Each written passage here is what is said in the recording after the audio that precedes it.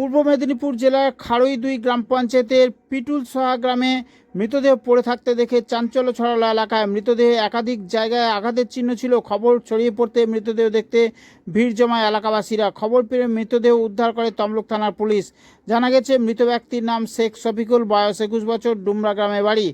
জানা গিয়েছে আজ ভোরে শেখ শফিকুল সহ 3 বন্ধু স্থানীয় ইটভাটার থেকে মেশিন ভ্যানে করে ইট নিয়ে যাওয়ার সময় দেউলিয়া বাজারের কাছে শফিকুল গাড়ি থেকে পড়ে যায়। বন্ধুরা আহত শফিকুলকে একটি নার্সিংহোমে নিয়ে গেলে চিকিৎসকরা মৃত বলে ঘোষণা করে এবং তমলুক হসপিটালে নিয়ে যাওয়ার কথা বলে। বন্ধুরা মৃতদেহ নিয়ে তমলুক হসপিটালের পরিবর্তে পিপুলসহা গ্রামে ফাঁকা জায়গায় ফেলে রেখে চলে যায়।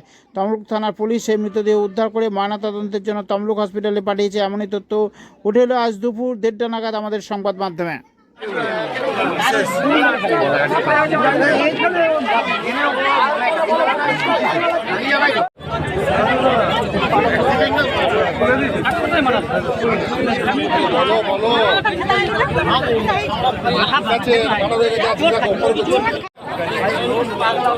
এখনো পাওয়া যায় না।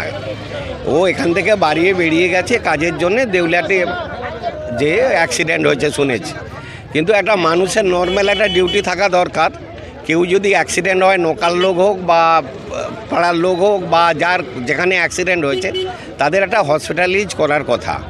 তা হসপিটালাইজটা না করে একটা অন্য অঞ্চলে, ও ছেলেটি যে মারা গেছে ও কাকদ্দা অঞ্চলের বাসিন্দা, এটাকে খাড়ই 1-এ ফেলে দিয়ে চলে গেল, খাড়ই 2 অঞ্চলে। তা ন্যাচারালি আমরা একটা সমস্যায় আছি। আমার অভিজ্ঞতা নিয়ে বলছি যে এর ডেড বডিটার ডেথ সার্টিফিকেট পাওয়াটা খুব প্রবলেম হয়। এখানে সিওমিস থেকে আরম্ভ করে ডিএম, এসডিও, বিডিও এরকম বহু ঘটনা ঘটেছে।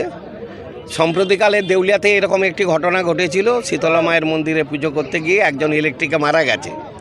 তারপরে সে কাকটার হসপিটালে ফেলে দিয়ে চলে যায়। তাতেও আমরা ডেথ সার্টিফিকেট পাইনি। তাই ডেথ সার্টিফিকেটটা পাওয়ার জন্য আমি ঊর্ধ্বতন কর্তৃপক্ষের কাছে কথা বলেছি। উনি দায়িত্ব নিয়ে বলেছেন যে উনি নাকি ডেথ সার্টিফিকেট বের করিয়ে দেবেন।